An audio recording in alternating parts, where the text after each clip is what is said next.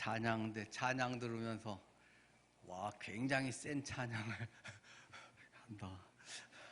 와, 이런 고백을 할 수 있다면 얼마나 좋을까 싶으면서도 엄청 겁나겠다 그런 생각이 듭니다. 주님께 드릴 것은 사모하는 이 마음뿐. 주께서 달라시면 이 목숨을 십자가에 놓겠으니, 와, 순교자 엄청 많이 나오게 생겼습니다. 음악으로만 부른 건 아니지요. 신앙의 고백이 찬양이고,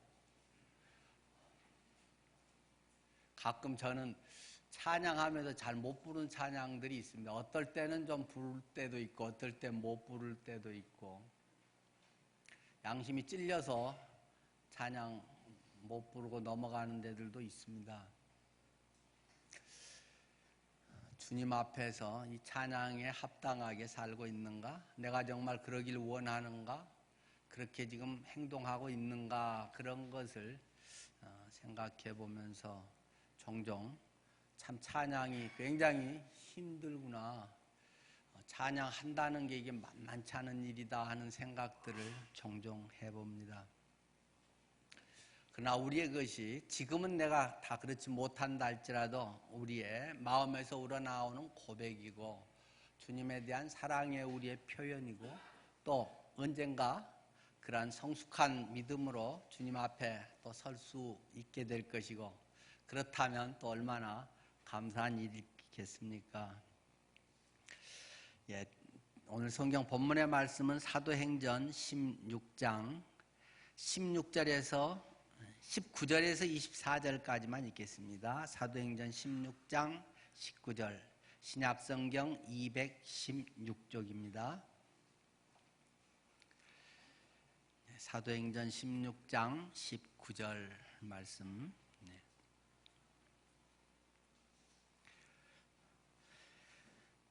여종의 주인들은 자기 수익에 소망이 끊어진 것을 보고 바울과 실라를 붙잡아 장터로 관리들에게 끌어갔다가 상관들 앞에 데리고 가서 말하되, 이 사람들이 유대인인데 우리 성을 심히 요란하게 하여 로마 사람인 우리가 받지도 못하고 행하지도 못할 풍속을 전한다 하거늘, 무리가 일제히 일어나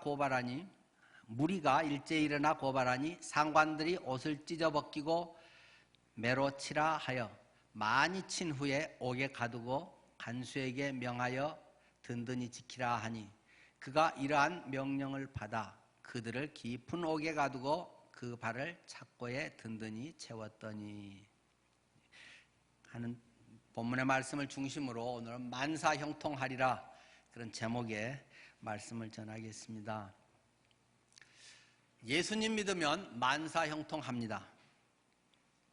그런데 한번 묻겠습니다. 정말로 예수님 믿으면 만사형통합니까? 성령 충만하고 하나님께 온전히 순종하면 정말로 만사형통할까요? 결론부터 오늘 말씀을 먼저 드리면, 그럴 수도 있고 아닐 수도 있습니다. 한번 두 가지 예를 먼저 생각해 보겠습니다. 첫 번째는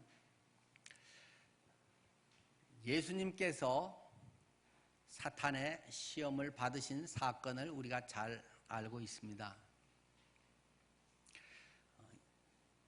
4장 1절 마태복음에 그것에 대해서 이렇게 시작을 하고 있습니다. 그때에 예수께서 성령에게 이끌려 마귀에게 시험을 받으러 광야로 가사 40일을 밤낮으로 금식하신 후에 줄이신지라.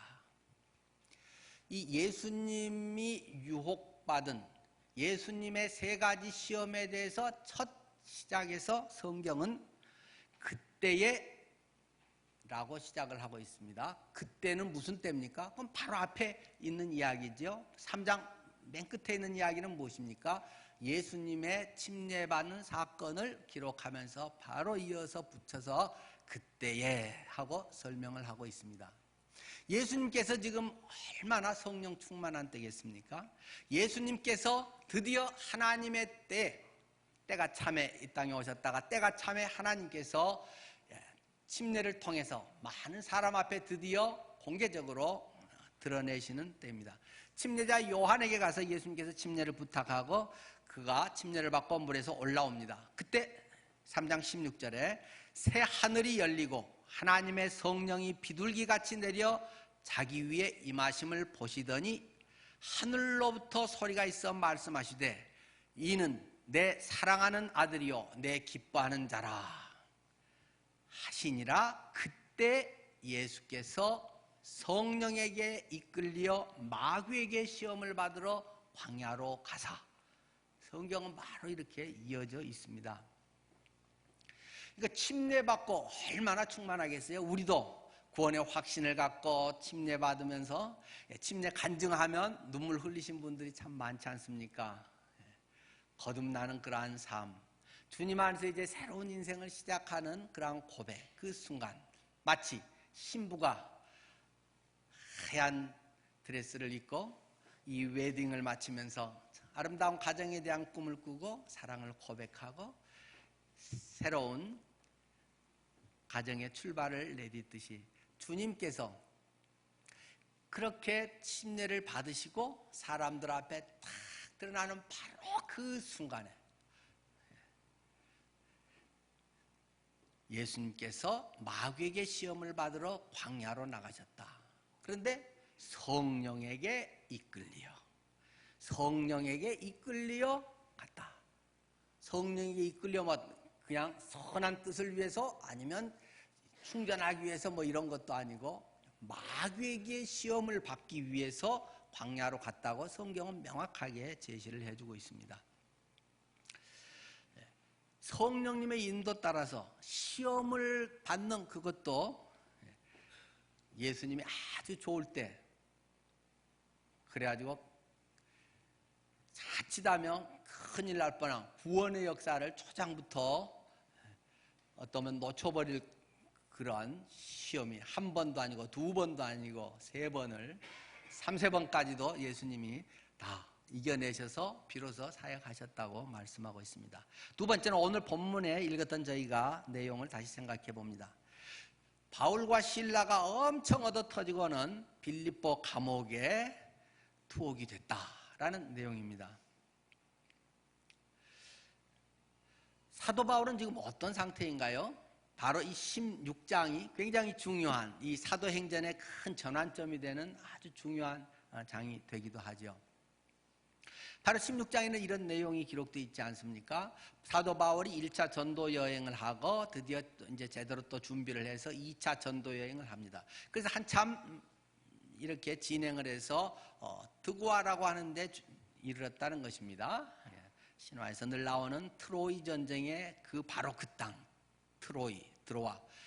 그곳에 이르러서 이제 내일이면 내가 동쪽으로 해서 지난 1차 선교 여행을 했던 갑바도기아 지역이나 이런 쪽으로 해서 다시금 또 둘러보면서 다져야지. 이렇게 그 바울과 실라 일행들은 생각을 하고 거기 트로이에서 잠을 자게 됩니다. 그런데 그때 밤에 환상에 한 마게도니아 사람이 나타나서 이야기를 합니다. 우리에게 와서 복음 좀 전해주세요. 그러한 환상을 보고는 그가 고민을 하게 되죠. 성경에는 고민의 내용이 별로 자세히 기록되어 있지 않고 결과만 기록되어 있습니다만 지금 선교 스케줄을 다 짜가지고 출발을 할 때 바로 갑바도기아 쪽으로 동진을 오른쪽으로 하려고 작정을 했는데 바로 왼쪽으로 유럽 쪽으로 방향을 틀도록 그렇게 갑자기 환상이 나타났다는 것입니다. 그래서 그들의 이야기를 듣고 서로 상의를 하고 기도한 가운데 하나님께서 우리의 스케줄을 바꾸셨구나. 우리의 방향을 바꾸셨구나. 뭔가는 모르겠는데 하여튼 하나님께서 이쪽으로 가라고 하면 가야지.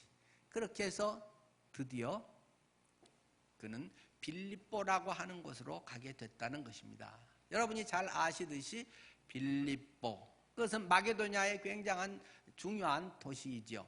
알렉산더 대왕의 아버지 필립의 이름을 따서 붙인 식민지를 삼으면 주로 알렉산더 이름 따서 알렉산드리아 이렇게 도시 이름을 바꿔버린다든가, 그곳 이름을 아버지 필립 이름으로 바꿔버린 도시 필립보, 그곳에 이제 가게 되는 것이죠.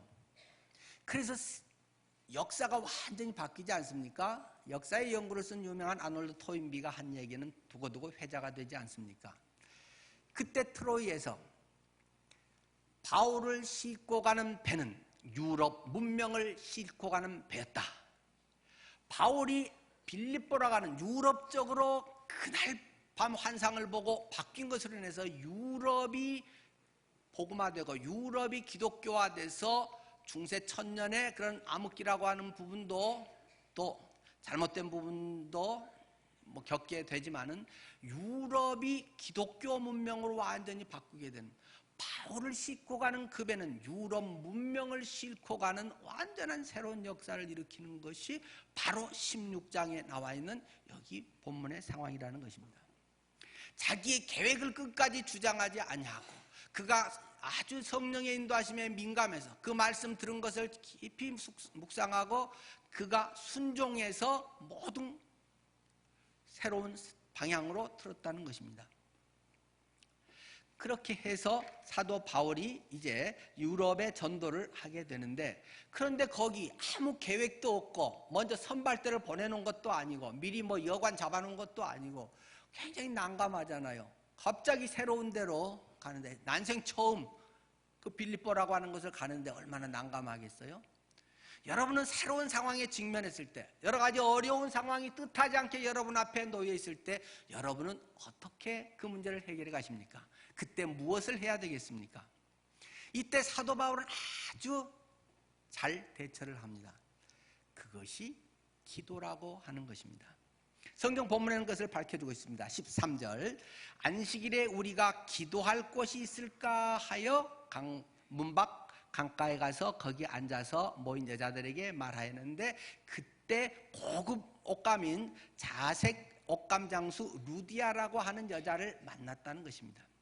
여러분이 누구를 만나야 할지, 무엇을 어떻게 펼쳐야 될지 여러분이 모를 때 다른 사람에게 전화하고 다른 어떤 인맥을 자꾸 끌어들이거나 다른 어떤 그 외적인 돈이 있고 자리 있고 이런 데 끼웃거리기보다 어떠면 그런 세상적인 것에 할 수 있는 대로 커튼을 내리고 하나님께 기도하는 것이 매우 중요한 것입니다.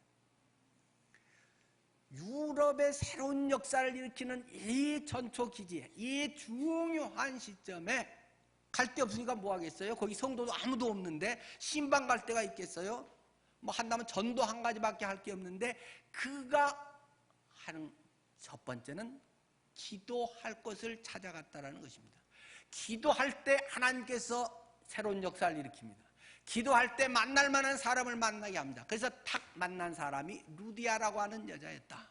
꽤 좀 잘 살고 꽤 사회적으로도 또 인정받을 만한 그 여자로서는 그 당시에 상당히 엘리트 여성에 해당되는 루디아라고 하는 여자를 만나서 그 여자에게 복음을 전하고, 그랬더니 그 여자가 내가 예수 믿는 사람으로 날 인정한다면 우리 집에 좀 와주세요. 그래서 식사 대접도 하고 여기서 좀 지내세요 하면서 여러 가지 예배할 수 있는 기본 이것을 제공했다라는 것이 바로 성경에 기록되어 있는 내용입니다. 그런데 그리고 나서 그러고만 또 가만히 안주하고 있으면 안 되겠죠. 하여튼 그곳에서 계속 하나님의 뜻을 찾으면서 나가야 되는데, 역시 그때도 기도하면서 했다는 것입니다. 16절입니다. 우리가 기도하는 곳에 가다가, 누구 하나 돈 있는 사람 만났다, 누구 하나면 내가 개척하는데 끝나풀이 되겠다, 저 사람 우리 교회에 오면 우리 교회에 그런 재정 문제가 해결되겠다, 이런 꼼수 부리지 말고, 그런 인간 의지하는 생각하지 말고 하나님이 뭘 인도하시는가, 하나님이 왜 저 사람을 만나게 하고 저런 길로 인도하셨는가 하는 것에 늘 관심이 있기 때문에 그는 또 기도하러 가다가, 기도를 하면, 기도하러 갈 때, 기도하고자 할 때 하나님께서 역사를 일으킵니다. 특별히 사람들을 만나게 합니다. 만나야 할 사람을 만나게 합니다. 그런데 그 사람이 도움되는 사람일 수도 있고 도움 안 되는 사람이 될 수도 있습니다. 기도를 어설프게 한 사람들은 자칫하면 만나면 하나님이 다 만나게 하셨구나 해가지고 저 사람 통해서 뭐 되려는가 하였고 사기당하는 목회자들이 많이 있습니다. 목회자들이 잘 넘어가잖아요. 순수하게 하나님이 인도하셨나 보다. 군인들이 잘 넘어가고 경찰 출신들이 퇴직이 갖고 사기 잘 당하고 그러잖아요. 이 기도하러 가는데 한 사람을 만나는데 귀신 들린 여자였다라는 것입니다. 그런데 그 귀신 들린 여자가 점을 기가 막히게 귀신같이 잘 맞히는 귀신 들린 여자를 만났다라는 것입니다. 그랬더니 그 귀신 들린 여자가 17절에 보면 바울과 이 실라 일행을 보고 막 소리를 지르면서 따라다니면서 이야기를 한다는 것입니다. 이 사람들은 지극히 높은 하나님의 종으로서 구원의 길을 너희에게 전하는 자다. 이렇게 하면서 계속 말을 하는데 이같이 여러 날을 계속 쫓아다니면서 하는지라 바울이 심히 괴로워하여 돌이켜 그 귀신에게 이르되. 근데 여러분은 이 구절이 잘 이해가 되십니까? 와, 바울이 스스로 말 안 해도 귀신이 따라다니면서 이 사람들은 지극히 높으신 하나님의 종으로서 구원의 길을 너희에게 전하는 자입니다. 이렇게 이야기하는데 바울이 괴로워 미칠 그런 상황이 됐다라고 하는 겁니다. 매일 따라다니고. 왜 그럴까요? 이런 것은 책으로만 읽어가지고는 잘 이해가 안 됩니다. 이럴 때 오디오 성경을 좀 들을 필요가 있죠. 계속 그 귀신 씨나라 까먹는 소리 해가면서 쫓아다니면서 막 눈 hir겨가면서 이상한 목소리로 한다는 것입니다. 막 동자승 뭐 귀신 어쩌고 저쩌고 막 해가지고 갑자기 막 사람 목소리가 희한하게 달라져가지고 그 점치고 막 푸닥거리 하는 사람들도 있잖아요. 아마 저같이 점잖하게 읽으면 와 그렇구나 하고 하겠지만 아마 이런 식이겠죠. 이 사람들은 지극히 높은 하나님의 사람으로서 뭐 이래가면서 구원의 길을 제시합니다. 뭐 이렇게 그냥 아주 재수없게 말을 하면 다른 사람은 예수님 믿고 싶겠다 그러겠어요? 이 사람은 막 이렇게 하면 정 떨어지죠. 설교 좀 하려고 그러면 중간에서 이 사람은 아무리 좋은 내용이 좋다고 해도 누가 말하냐에 따라서 완전히 느낌은 달라져 버립니다. 그래도 우리 정도가 말하면 한번 들어볼 만하네 뭐 이러지만 막 산발하고 막 귀신이 막 난리하면서 막 목소리 갈라져 가면서 하면 소름 끼쳐 그러지 않겠어요? 바울이 복음을 전할 수 있다고 미치겠다는 거예요. 나 괴로워 죽을 지경이 되어서 바울이 이야기했다는 것입니다. 주 예수의 이름으로 내가 내게 명하노니 그에게서 나와라. 바울이 선포를 해버렸습니다. 귀신아 나와라. 그 여자를 괴롭히지 마라. 그러니까 그냥 순간 귀신이 혹 나가버렸다는 것입니다. 얼마나 위대하고 좋은 일이겠습니까? 그런데 세상에 그렇게 좋은 일 했다고 꼭 좋은 결과가 오는 건 아닙니다.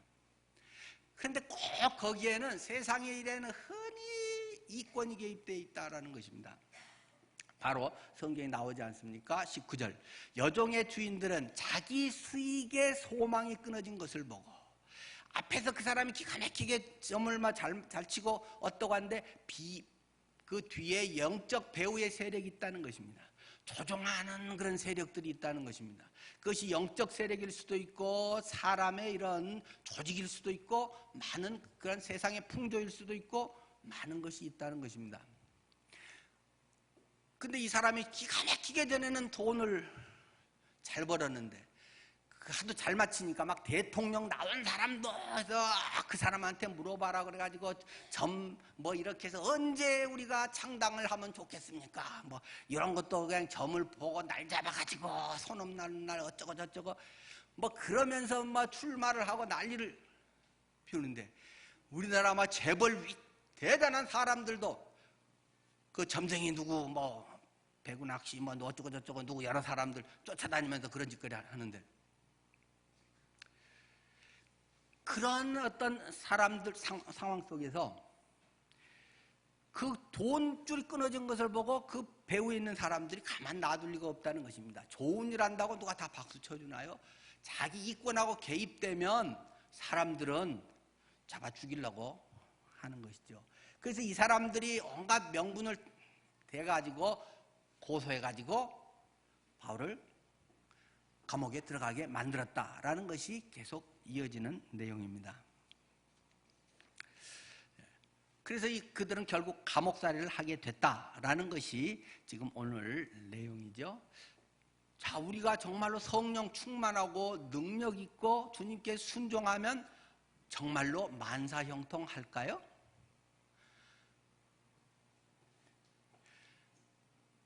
첫 번째, 짧게 보면 만사형통 아닐 수도 있습니다. 어떤 그 일이라든가 우리 인생을 짧게 보면 예수 믿으면 만사형통합니다 라는 말이 틀릴 수도 있습니다. 사서 생고생하는 경우들이 많이 있습니다.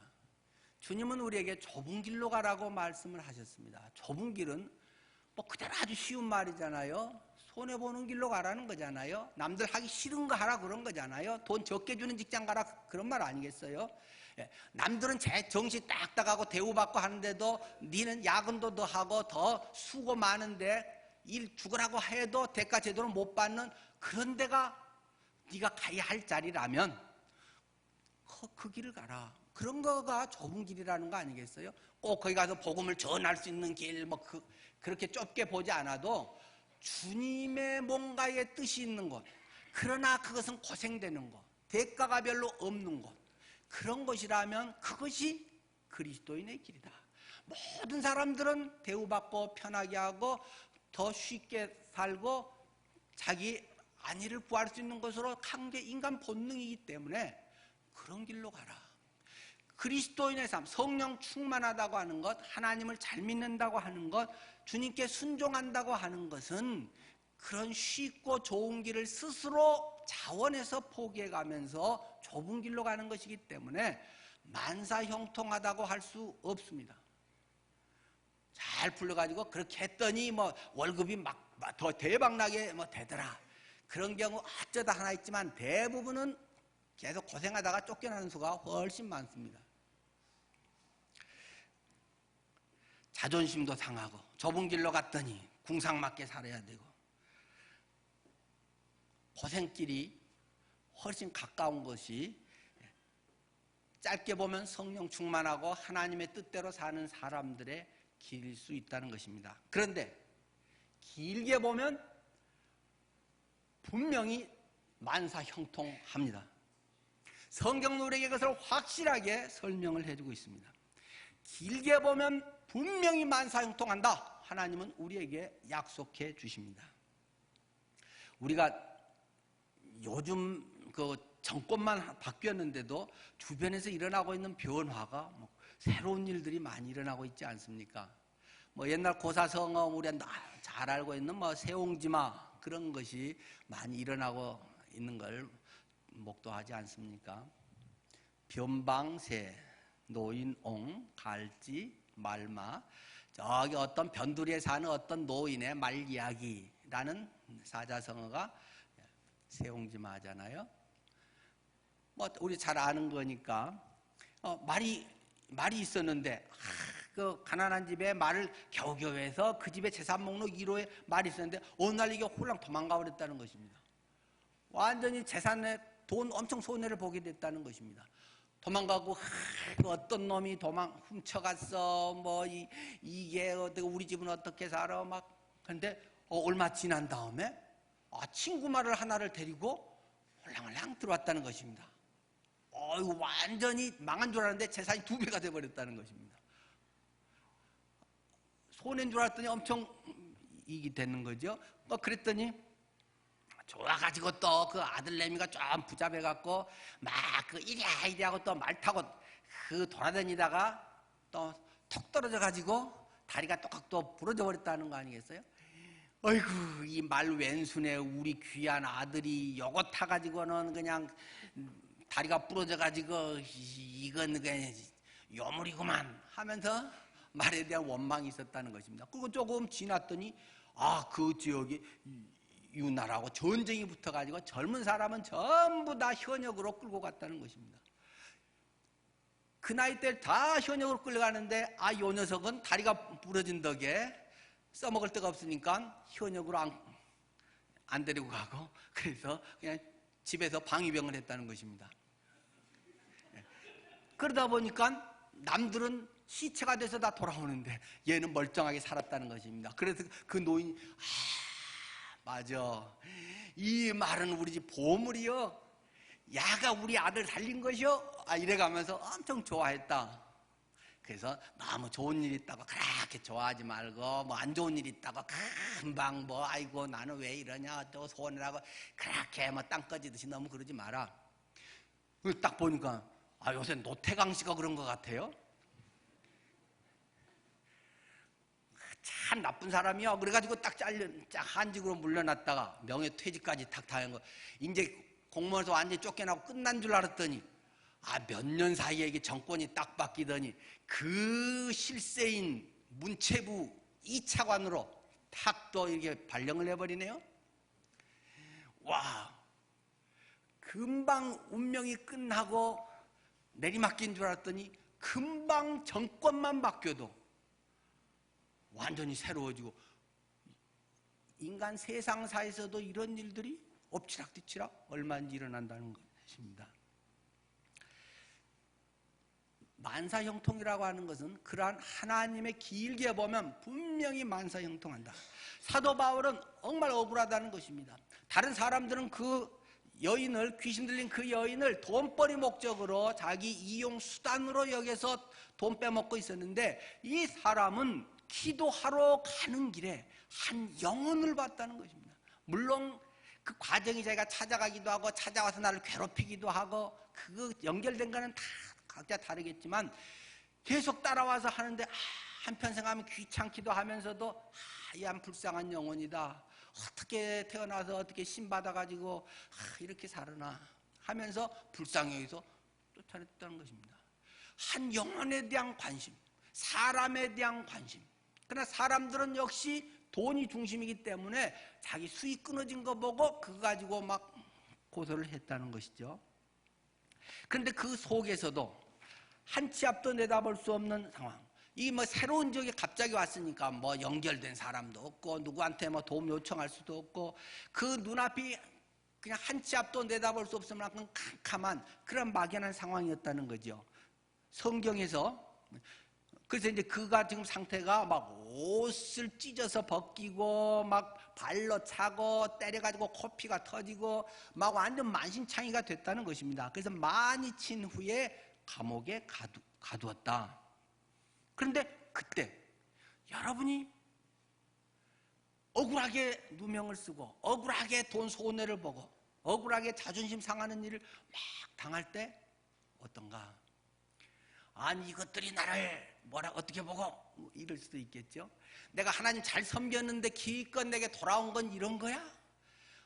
뺨 한두 대만 맞았으면 내가 참어. 근데 막 발로 받고 막 콧뼈가 부러졌어. 그리고 나를 풀어준 것도 아니고 감옥에 넣어. 막 이게 1단계, 2단계, 3단계로 계속 첩첩산중 오리무중으로 그냥 꼼짝도 못할 정도로 막 그의 삶이 꼬여간다는 것입니다.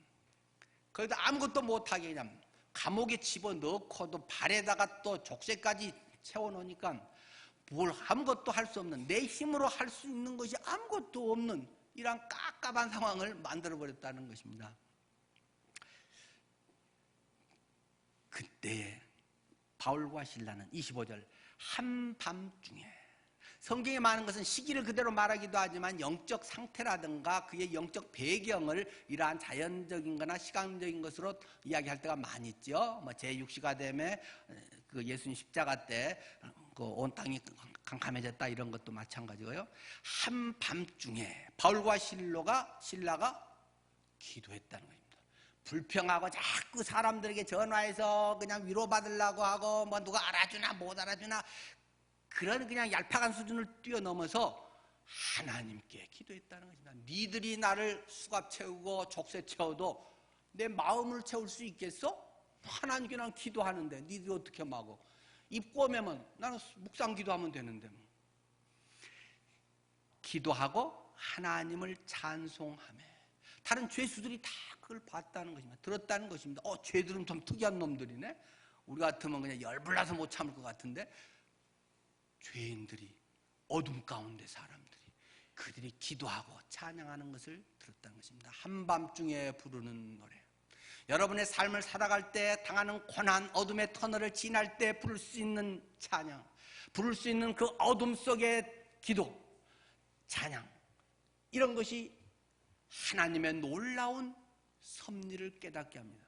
새로운 인생의 길을 우리에게 열어줍니다. 하나님의 섭리가 비로소 보이기 시작하게 된다는 것입니다. 그러니까 풀렸던 것이 막, 묶였던 것이 막 풀렸다는 것입니다. 감옥 문도 팍 열리고 다 해서 마음껏 이제는 자유롭게 됐다는 것입니다. 그런데 대부분의 사람들은 그 단계가 오면 할렐루야, 하나님이 해결해 주셨습니다, 기도에 응답해 주셨습니다, 저는 억울함이 풀렸습니다, 이제는 내가 이것에서 벗어났습니다, 그러고 그냥 끝난다는 것입니다.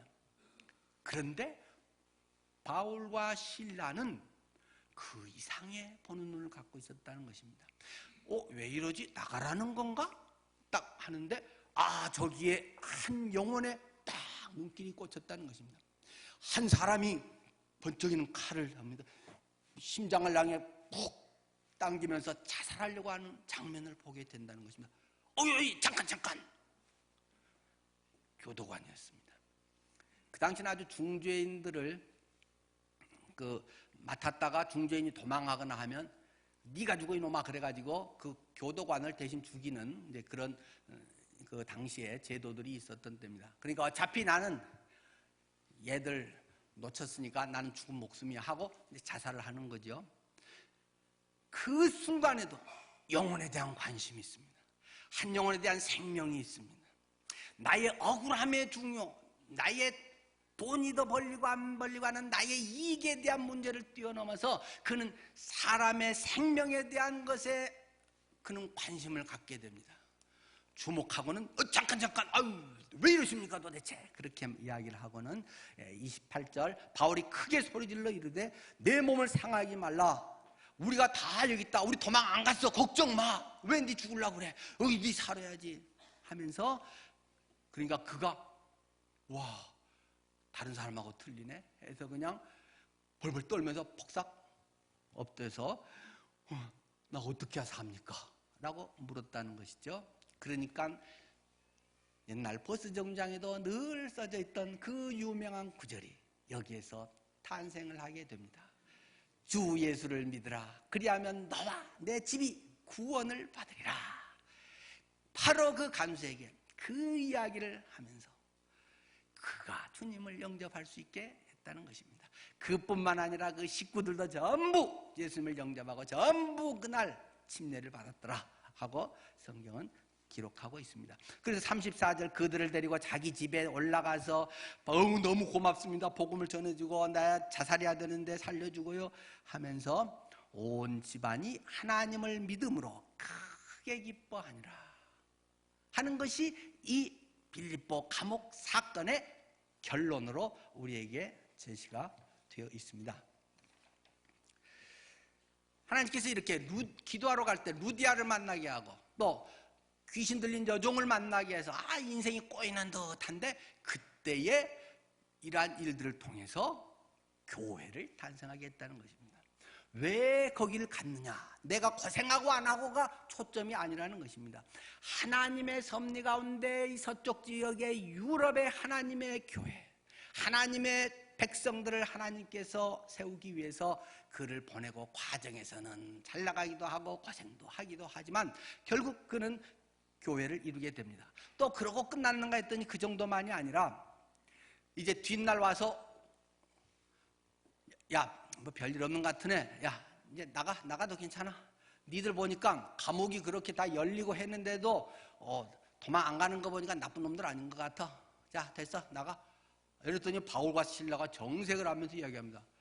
지금 당신 뭔 짓거리 하는 것이요 이게, 그래가면서 당신들이 지금 하는 것이 불법을 행하고 있는 거예요.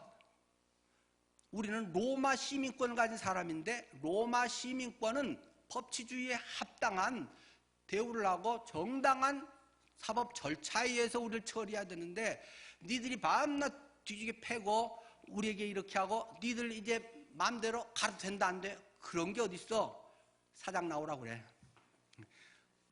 고치고 책임자 나오라 그래. 그러니까 걔들이 이제 겁먹고 오 얘들이 보통이 아니네. 그냥 만만하게 봤는데 백이 엄청 든든해. 그러면서 그 윗사람이 나서 어떻게 무슨 일이십니까? 당신 이거 똑바로 한 거예요 이게? 나 로마 시민권 있는 사람이요. 하면서 이야기하니까 아이고 죄송합니다. 앞으로는 절대 그런 실수 안 하도록 하겠습니다. 제가 몰랐는데 밑에 애들이 그냥 이래가지고 뭐 이렇게 살살 빌어가지고 바울과 실라가 풀려났더라. 그리고 다른 사역에 갔다라는 것이 성경의 내용입니다. 바울은 자존심이 되게 많잖아요. 되게 세잖아요. 그것을 말하려고 하는 것이겠습니까? 유럽에 첫 교회가 생겼는데 얼마나 연약합니까? 사도든 그들도 핍박을 받고 어려움을 당하고 아직 제대로 구성도 되지 않은 이런 상황에서 그냥 예수 믿는 사람들이 만만하게 보이면 바울 얻어터지고 풀어주니까 예 알았어요 뭐 하고 살짝 간다거나 저것들 뭐 팔푼 같은 것들이 무시한다 이겁니다. 따끔하게 거기서 우리 여기 있는 사람들 손대지 마.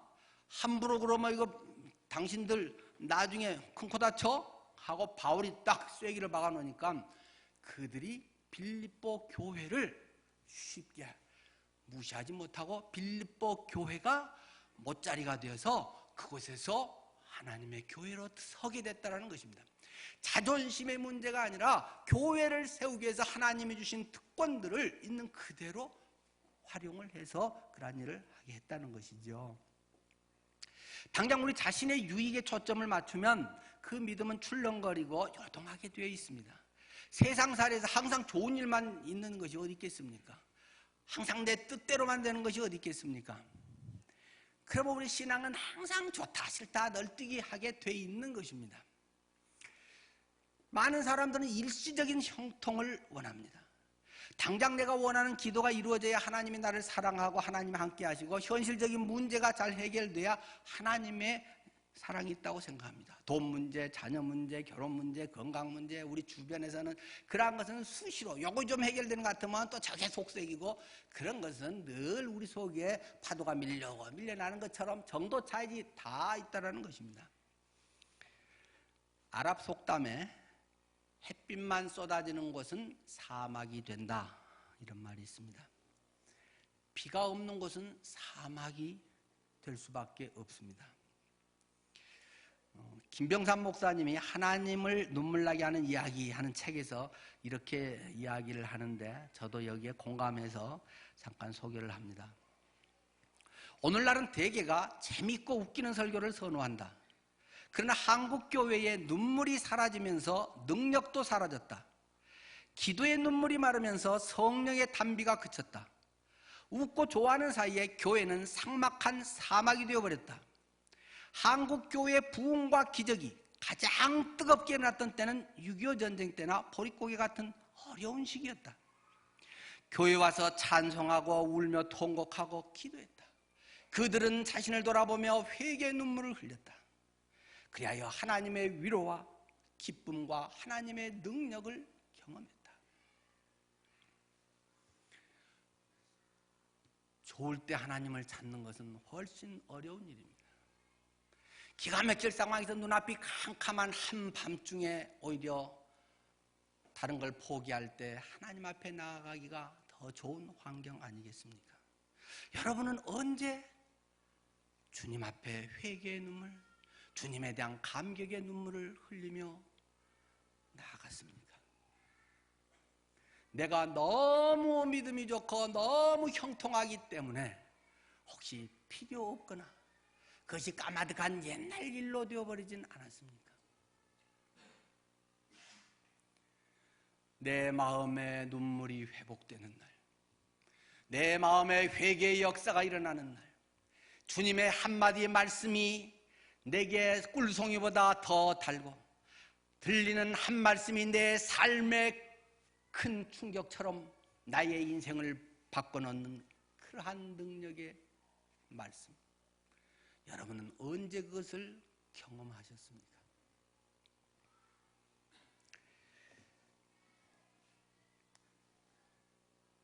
세상적 관점, 일시적 만사형통의 관점으로 보면 사도 바울은 성령 충만하고 하나님께 온전히 헌신해서 인생 망친 사람입니다. 그래도 그는 왕 앞에서 당당하게 고백합니다. 베스도 로마 총독과 아그리빠 왕 앞에서 그는 이런 고백을 하지 않습니까? 사도행전 26장 28, 29절 아그리빠가 바울에게 이르되 내가 적은 말로 나를 권하여 그리스도인이 되게 하려 하는도다. 바울이 이르되 말이 적으나 많으나 당신뿐만 아니라 오늘 내 말을 듣는 모든 사람도 다 이렇게 내가 수갑 찬 것 외에는 나와 같이 되기를 하나님께 원하나이다. 이 기쁨을 당신이 알겠어? 세상 것으로 채워지고 세상에 그것으로 내 마음에 참 기쁨이 있고 살만 난다고 하는 그것이 내 마음에 말할 수 없는 희열과 영혼을 살리는 그 일이, 엄마가 자식을 위해서 수고하면서 그 자식이 정말로 아름답게 됐을 때 느끼는 기쁨을 자녀 없이 벌어서 내 쓰고 싶은 거 다 쓰고 그냥 편안하게 산 사람이 그 기쁨을 알 수가 있겠어? 바울은 그런 이야기를 하는 것입니다. 부활하신 예수 그리스도를 영접하여서 주인으로 모신 나는 진정으로 만사형통하기를 원하십니까? 우리가 잘 아는 로마서 8장 28절 우리가 알거니와 하나님을 사랑하는 자 곧 그 뜻대로 부르심을 입은 자들에게는 모든 것이 합력하여 선을 이루느니라. 모든 것은 좋은 것도 있겠지만 하기 싫은 것, 손해보는 것, 자존심 상하는 것, 계속 나를 긁고 있는 나의 열등감을 만들게 하는 것, 나는 멀쩡한데 내 자녀의 문제가 나를 오랫동안 무거운 짐이 되게 할 수도 있습니다. 동창회 나가면 자존심이 그리 상할 수도 있습니다. 그러나 모든 좋은 것 나쁜 것이 합력하여 선을 이루느니라. 여러분이 만사형통하기를 축원합니다. 그러나 단기적으로 일시적인 만사형통에 머물지 않고 길게 만사형통하기를 바랍니다. 근데 아마 사도 바울이나 베드로 같이 믿음 되게 좋은 사람은 이 만사형통하면 자기 생애 때 못 보고 죽을 수도 있습니다. 끔찍하게 그대로 이야기를 하면 사도 바울은 이렇게 헌신하고 이렇게 믿음 좋고 이렇게 성경을 기록한 이 위대한 사도 바울은 목이 잘려져서 결국 죽었습니다. 예수님의 수제자라고 하고 이 모든 것의 첫 기반이 됐던 베드로는 자원해서 나를 예수님처럼 똑같이 십자가에 못 박아 죽이지 마세요. 나는 그럴 자격이 없는 사람입니다. 나는 십자가를 거꾸로 뒤집어서 거기에 못 박아 죽여주세요. 그렇게 죽었다고 교회의 역사는 전하고 있습니다. 그러나 너무 겁먹지 마십시오. 아마 저 정도나 우리 정도는 하나님께서 대개는 살았을 때 만사형통하는 것을 보게 하실 줄 믿습니다. 아주 베드로 바울같이 이렇게 한 사람은 그렇게 죽어도 천국에 대한 확신이 있고 그것에 하기 때문에 이미 천국을 맛본 사람들이기 때문에 이렇게 했는데 결과가 이겁니까? 안 그러고 기쁘게 스데반처럼 천사의 얼굴로 죽을 수 있지만 아마 조금 왔다리 갔다리 좀 시원찮은 우리 같으면 하나님이 그래 네가 이 세상에서도 맛 좀 좋은 맛을 봐야 그래도 좀 더 하지 않겠냐 해서 여러분은 아마 거의 대부분이 이 세상에서 실제 만사 형통하는 걸 영적으로 뿐만 아니라 물질적으로도 건강으로도 다른 것에서 되게 형통하게 하실 것이라고 생각합니다. 이게 축복인지 아닌지 모르겠습니다. 여러분의 삶 속에 정말 하나님의 만사 형통의 축복이 있기를 축원합니다. 기도하겠습니다.